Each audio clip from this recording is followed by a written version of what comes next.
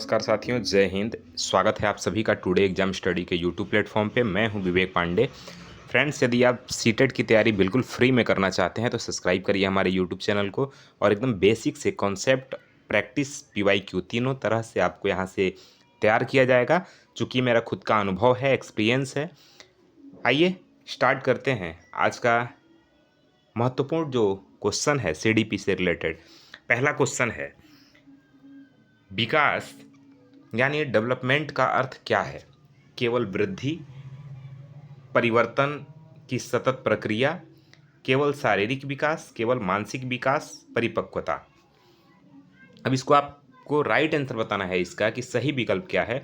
देखिए, केवल शब्द जहां भी आए, ये ध्यान रखिएगा, सीडीपी में केवल शब्द जहां आए वो निगेटिव वर्ड है, उसको बिल्कुल काट देना है। केवल शब्द काट देना है, ध्यान रखिएगा। पास होना है, इसे याद रखना है। तो ये गलत हो गया। परिवर्तन की सतत प्रक्रिया, ठीक है, इसको थोड़ा होल्ड करके रखते हैं हम। केवल शारीरिक विकास, फिर केवल शब्द आया, ये भी ऑप्शन गलत है। केवल मानसिक विकास, यहाँ भी आप देखेंगे केवल शब्द, ये भी बिल्कुल गलत है। बचा एक परिवर्तन की सतत प्रक्रिया। विकास जो है, डेवलपमेंट जो है, वो एक सतत प्रक्रिया है, एक निरंतर चलने वाली प्रक्रिया है। वृद्धि और विकास, ग्रोथ एंड डेवलपमेंट। ग्रोथ जो है आप जानते हैं, शरीर में आकार, प्रकार, वजन बढ़ना एक ग्रोथ है। और आंतरिक विकास होना ये डेवलपमेंट है। ठीक है ना? वृद्धि और विकास में अंतर आपको पता होना चाहिए। जब हमारे शरीर में आकार, हमारा हमारा शरीर जो है आकार बढ़े, भार बढ़े, वजन बढ़े, ये वृद्धि है। और विकास जो है, जब हम भीतर से डेवलप कर रहे होते हैं, वो विकास है। विकास को मेज़र नहीं किया जा सकता है, बल्कि जबकि वृद्धि को मेज़र किया जा सकता है, वृद्धि को मापा जा सकता है, विकास को मापा नहीं जा सकता है। ठीक है ना? इसलिए याद रखिएगा, विकास जो है वो गुणात्मक है और मात्रात्मक है, दोनों है। लेकिन वृद्धि जो है वो सिर्फ मात्रात्मक है। ठीक है ना? तो नेक्स्ट क्वेश्चन पे हम चलते हैं। क्वेश्चन नंबर सेकंड है हमारा, ग्रोथ यानी वृद्धि और विकास में मुख्य अंतर क्या है? देखिए, जो मैंने बताया क्वेश्चन आ भी गया आपके सामने। वृद्धि और विकास में मुख्य अंतर क्या है? ऑप्शन है, वृद्धि मात्रात्मक होता है, विकास गुणात्मक होता है। वृद्धि गुणात्मक, विकास मात्रात्मक होता है। दोनों समानार्थी है, यानी दोनों का मतलब सेम होता है। वृद्धि भावनात्मक, विकास शारीरिक होता है। तो देखिए भैया, सबसे पहले आप यहाँ से एलिमिनेट करेंगे। अगर देखिए, सबसे पहले आप क्वेश्चन को एलिमिनेट करना सीखिए, गलत ऑप्शन को काटना सीखिए। तो कह रहा है कि वृद्धि मात्रात्मक और विकास गुणात्मक होता है। हम लोगों ने पढ़ा भी है, ये राइट आंसर है। लेकिन आगे ऑप्शन को भी हम देखते हैं, वृद्धि गुणात्मक होता है। बिल्कुल गलत बात है। वृद्धि मतलब हमारे शरीर का बढ़ना, वजन का बढ़ना, जिसे आप सिंपल शब्दों में समझिए, जिसे मापा जा सके, तौला जा सके, वो वृद्धि है। लेकिन आपकी बुद्धि आज कितनी है, कल कितनी हुई, इसे मेज़र किया जा सकता है, मापा जा सकता है। आज आप म्यूज़िक में इतने अच्छे थे, कल आप इतने अच्छे हो गए।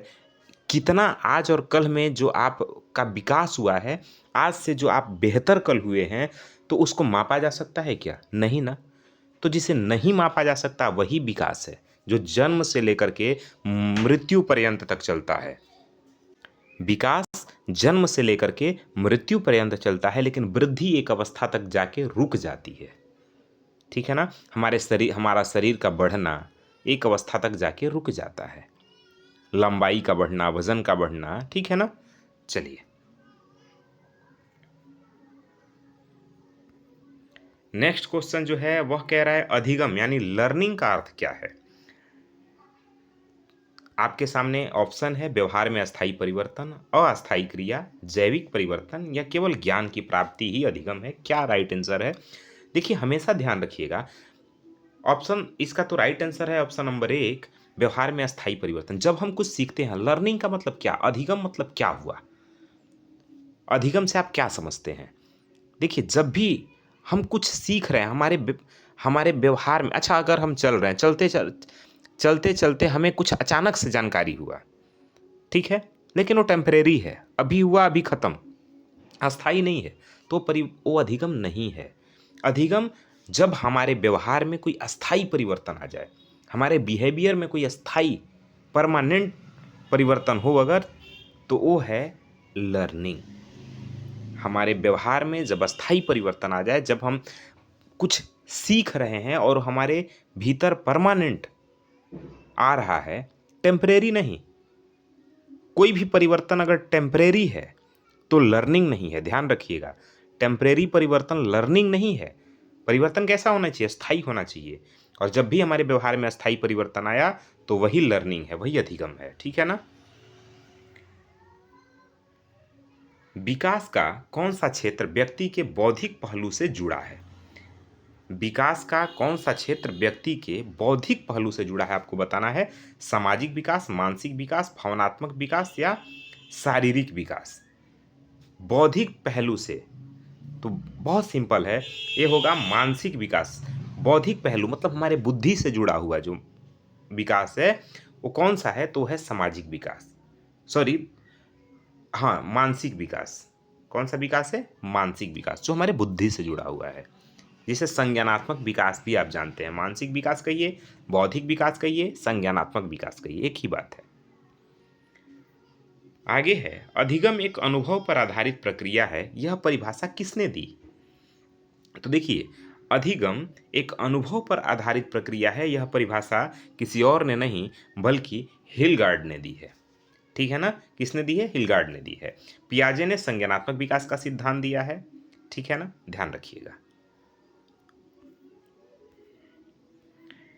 विकास किस प्रकार की प्रक्रिया है, आपको बताना है। क्या यह सतत प्रक्रिया है, असतत प्रक्रिया है, सतत और क्रमिक है, अस्थायी है, असंगत प्रक्रिया है? तो विकास सतत और क्रमिक प्रक्रिया है, यह बात थॉर्नडाइक ने कहा है कि विकास एक निरंतर चलने वाली प्रक्रिया है, विकास एक सतत प्रक्रिया है, ठीक है ना। चलिए नेक्स्ट क्वेश्चन पे हम चलते हैं। अधिगम और विकास में क्या समानता है? अधिगम और विकास में क्या समानता है? दोनों अस्थायी है, दोनों जीवन भर चलते हैं, दोनों अनुवांशिक हैं, दोनों स्वतंत्र हैं। तो अधिगम और विकास दोनों जीवन भर चलने वाली प्रक्रिया है, ठीक है ना। नेक्स्ट क्वेश्चन पूछ रहा है, विकास व्यक्ति के जन्म से मृत्यु तक होता है, यह कथन दर्शाता है। यह कथन क्या दर्शाता है? विकास जन्म से लेकर मृत्यु तक होता है, यह कथन क्या दर्शाता है? विकास की सार्वभौमिकता, विकास की सततता, विकास की दिशा और विकास की सीमाएं। तो विकास की सततता यानी निरंतरता। विकास कैसी प्रक्रिया है? तो निरंतर प्रक्रिया है, ठीक है ना।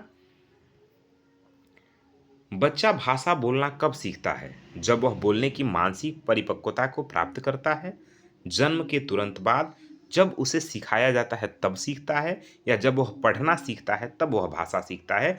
तो सब देखिए, जन्म के तुरंत बाद तो बच्चा बोलना शुरू नहीं कर देता है, जब से उसे सिखाया जाता है तब से भी वो बोलना नहीं। क्या आपको सिखाया गया था स्टार्टिंग में? नहीं ना। आप ध्यान से, जब भी आप बच्चे थे तो आप सोचिए कि स्टार्टिंग में जैसे ही आपने कुछ बोलना चाहा तो क्या वो आपको सिखाया गया था? बिल्कुल नहीं। जब वह पढ़ता है तब भी भाषा बोलना सीखता है? बिल्कुल नहीं। जब वह बोलने की मानसिक परिपक्वता को प्राप्त करता है तब वह बोलता है। बच्चा अनुकरण कर रहा है, अनुकरण करते करते अचानक से कुछ बोला। बात समझ में आ रहा है? चलिए नेक्स्ट क्वेश्चन पे चलते हैं। अधिगम किस पर आधारित होता है? अभ्यास और अनुभव पर, जन्मजात क्षमताओं पर, अनुवांशिकता पर या केवल अध्ययन पर? तो देखिए, अधिगम जो होता है वो अभ्यास और अनुभव पर आधारित होता है। अभ्यास, जब हम प्रैक्टिस करते हैं, हम सीखते कैसे हैं? प्रैक्टिस से करते हैं, गलती होता है, फिर करते हैं, फिर गलती होता है, फिर सही होता है, फिर करते हैं, फिर सही हो जाता है। और अनुभव, पहला हमारा पूर्व अनुभव होता है कि हमने ऐसा किया तो ये गलत हुआ, अब ये नहीं करेंगे, इस तरह से करेंगे। तो अभ्यास और अनुभव अधिगम अधिगम जो है यही है, अभ्यास और अनुभव। अधिगम इसी पे आधारित होता है, ठीक है ना जी। विकास और अधिगम का संबंध है,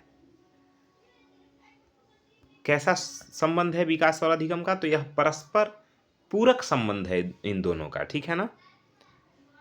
चलिए नेक्स्ट क्वेश्चन है, विकास की दिशा प्रायः कैसी होती है? नीचे से ऊपर, सिर से पैर, या बाहर से भीतर, या यादृच्छिक होती है, कैसी होती है? तो देखिए, सिर से पैर की तरफ विकास की दिशा हमेशा कैसी होती है? सिर से पैर की तरफ। बच्चे का सबसे पहले किस चीज़ का विकास होता है? सिर का। बच्चा जब पैदा होता है, आप देखिएगा सबसे बड़ा उसका सिर रहता है, ढोलक के जैसे। ठीक है ना जी? बच्चे का सिर सबसे बड़ा होता है, फिर धीरे धीरे सिर छोटा होता जाता है, बाकी अंग बड़े होते जाते हैं, मतलब सिर से पैर की तरफ।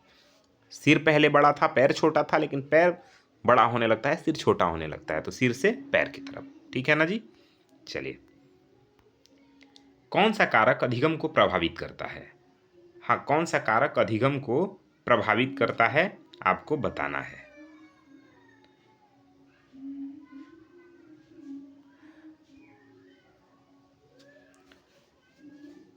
कह रहा है कौन सा कारक अधिगम को, अच्छा सॉरी ध्यान रखिएगा, यही मिस्टेक होता है एग्जाम में, यही मिस्टेक एग्जाम में हम लोग कर देते हैं, और एक बड़ा ब्लंडर हो जाता है, बहुत बड़ा मिस्टेक हो जाता है हमसे, जब आसान क्वेश्चन को हम गलत करते हैं।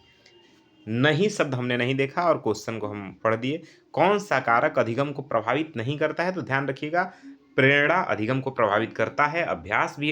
प्रभावित करना मतलब डिस्टर्ब करना, अधिगम में बाधा उत्पन्न करना। अनुवांशिकता भी हमें अधिगम में बाधा उत्पन्न करता है। जब अनुवांशिकी कोई प्रॉब्लम अगर हमें रहता है, मानसिक विकार, कोई किसी भी तरह के विकार हो गए, तो हमें सीखने में समस्या होती है। अभ्यास अगर हम नहीं ठीक से करेंगे तब भी सीखने में समस्या है। प्रेरणा अगर हम नहीं ले रहे हैं तब भी सीखने में समस्या है। लेकिन क्या कपड़े का रंग हमें सीखने में प्रभावित करता है? तो बिल्कुल नहीं करता। तो right answer option number D. Next question पे हम चलते हैं।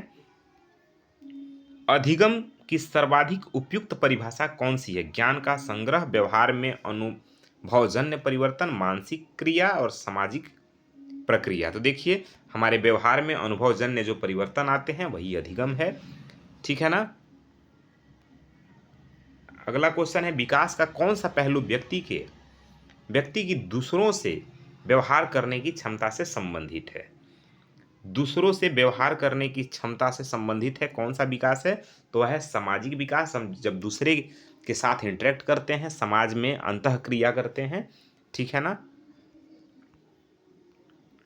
नेक्स्ट क्वेश्चन है, विकास जीवन भर चलता है, यह सिद्धांत किस मनोवैज्ञानिक ने दिया? विकास जो है जीवन भर चलता है, यह किस मनोवैज्ञानिक ने दिया? तो यह दिया option number B, Erik Erikson ने। ठीक है ना? कि जो विकास है वो जीवन भर चलने वाली प्रक्रिया है।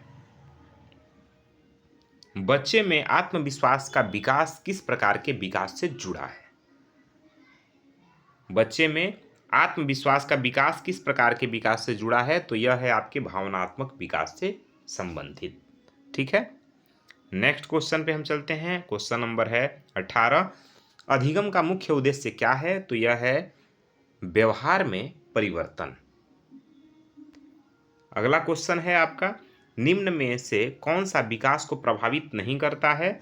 तो अनुवांशिकता करता है, पर्यावरण भी करता है, शिक्षा भी विकास को प्रभावित करता है, लेकिन वस्त्र नहीं करता है। तो right answer option number D. Next question है, विकास और अधिगम एक दूसरे पर निर्भर हैं, इसका अर्थ क्या है? कि अधिगम विकास के बाद होता है, दोनों साथ साथ चलते हैं, विकास अधिगम को रोकता है, या अधिगम विकास को नष्ट करता है। देखिए, विकास और अधिगम दोनों साथ साथ चलने वाले प्रक्रिया हैं, इसलिए option number B right answer है। क्वेश्चन है, विकास की प्रक्रिया में पहले क्या होता है? अधिगम, परिपक्वता या व्यवहार में परिवर्तन? तो सबसे पहले परिपक्वता आती है। ठीक है ना? तो राइट आंसर है option number B. Next question है, अधिगम का परिणाम क्या होता है? ज्ञान, व्यवहार में परिवर्तन। ठीक है? विकास का कौन सा पहलू सही क्रम दर्शाता है? शारीरिक, मानसिक, सामाजिक, नैतिक, या मानसिक, नैतिक, भावनात्मक, शारीरिक? देखिए, सबसे जो राइट आंसर होगा आपका वह होगा शारीरिक, फिर मानसिक, फिर सामाजिक और फिर नैतिक विकास होता है। ठीक है ना? पहले हमारा शरीर, फिर मानसिक, फिर समाज में हम इंटरेक्ट करते हैं, फिर नैतिकता आती है हमारे अंदर। तो यही क्रम है। नेक्स्ट क्वेश्चन है, आपका विकास का क्रम सभी में समान होता है लेकिन गति भिन्न होती है। यह दर्शाता है कि विकास में व्यक्तिगत भिन्नता होती है। राइट आंसर है विकास में व्यक्तिगत क्या होती है? भिन्नता होती है। नेक्स्ट क्वेश्चन है हमारा कि अधिगम का आरंभ कब से होता है? तो यह जन्म के बाद होता है। अधिगम हमारे में कब होता है भाई? जन्म के बाद। नेक्स्ट क्वेश्चन है विकास और अधिगम के बीच मुख्य अंतर है। क्या अंतर है? विकास प्राकृतिक, अधिगम अनुभवजन्य है, या अधिगम प्राकृतिक, विकास कृत्रिम है, या दोनों समान है? तो देखिए जो आपका राइट आंसर है वह है विकास प्राकृतिक और अधिगम अनुभवजन्य है। ठीक है ना। नेक्स्ट क्वेश्चन पे हम चलते हैं। अगला क्वेश्चन है विकास की कौन सी विशेषता नहीं है? तो विकास की कौन सी विशेषता नहीं है बताना है। तो इसका जो राइट आंसर होगा, विकास देखिए सतत होता है, क्रमिक होता है, समग्रता होती है, लेकिन अस्थायित्व का गुण नहीं होता है विकास में। तो राइट आंसर है option number C. Next question पे चलते हैं। क्वेश्चन है बच्चे के खेल कूद में रुचि का विकास किससे संबंधित है? बताना है आपको। तो आप देखेंगे कि यह शारीरिक विकास से संबंधित है। किससे संबंधित है? शारीरिक विकास से। अगला क्वेश्चन है अधिगम की प्रक्रिया में निम्न में से कौन सा आवश्यक है? लक्ष्य और प्रेरणा, जन्मजात बुद्धि, अनुवांशिक संरचना, केवल अभ्यास। तो जो राइट आंसर आपका है वह है लक्ष्य और प्रेरणा। ठीक है ना। नेक्स्ट क्वेश्चन पे चलते हैं। क्वेश्चन है विकास और अधिगम की दृष्टि से शिक्षा का मुख्य कार्य क्या है? विकास और अधिगम की दृष्टि से शिक्षा का मुख्य कार्य क्या है, ये आपको बताना है। देखिए शिक्षा में मुख्य कार्य है व्यक्तित्व का समग्र विकास करना। ठीक है ना। ऑप्शन नंबर बी राइट है। तो ये रहा आपका 30 क्वेश्चन सीडीपी का एक सीरीज। आपको कैसा लगा? वीडियो पसंद आया हो लाइक शेयर सब्सक्राइब करें। बाकी मिलते हैं अगले क्लास में, तब तक के लिए जय हिंद।